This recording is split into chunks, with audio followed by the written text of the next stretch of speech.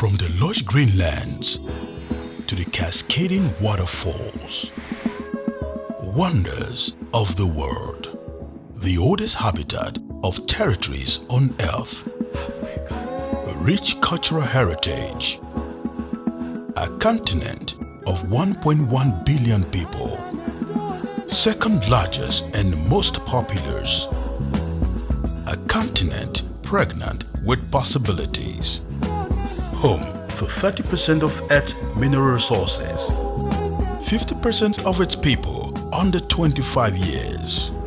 Africa, the land of the great. Our spirit, resilient. Our enterprise, profitable. Our future, inspiring. Africa is inspiring. Be inspired. Have you ever considered a society without the youths? You know, you come to an environment and it's just the elderly and the aged. You know, you don't need anybody to tell you that this is a picture of a backward society. It's a picture of a society that will not see expansion, a society that is not going to be seeing growth, because it's just about people of almost the same mindset, people who have already lived their time and about moving to the next phase. So that is what it is. The youths are just the agent of change. We need the youths here. And how can the youth change the environment? How can the youth change Africa? How can the youth impact on the society, you might ask? Growing up, I was told that I am the leader of tomorrow. So I felt all I needed to do was just become an adult, then I become a leader.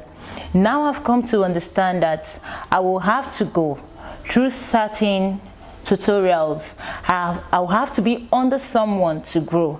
And when I've grown, I'll have to keep improving myself. I have to keep working on myself. Why am I working on myself? I want to better myself, because a better me becomes a better society.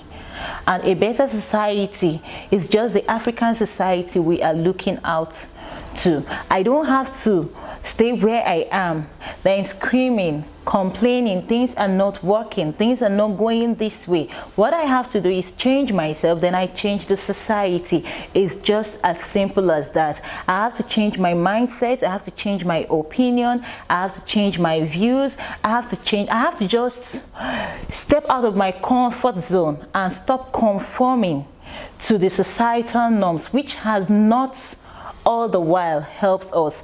It doesn't have to be the way it used to be before. It has to be the way it has to be to get us to the change that we seek. And this can only come from the youths. The people before us have done their time. They have contributed to the society. They are not going to come back to start afresh.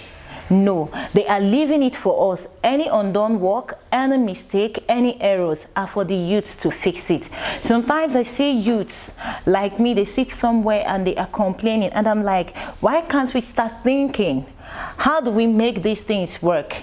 If we feel the roads are not being worked upon as they ought to, why can't somebody come out and say, okay, I'm taking the responsibility to see that that road is fixed? A couple of youth can come together and say, okay, the pipe-borne water has not been functioning. What do?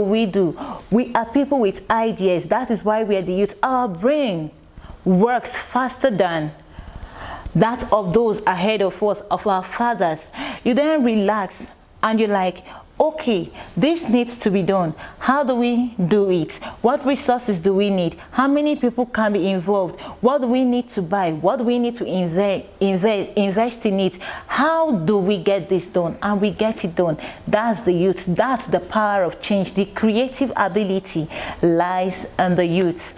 And we don't really have to wait till somebody recommends us now. Because if you keep waiting for someone to recommend you, nobody will recommend you. You have to make yourself available as a youth. Your availability will say, okay, someone somewhere might sit back and say, I saw that person doing something like this. I think if we'll bring them in to do this other thing, they are going to come out good with it. When you are tried there and you excel, you'll be tried in so many other places. That is that change that you've been seeking for.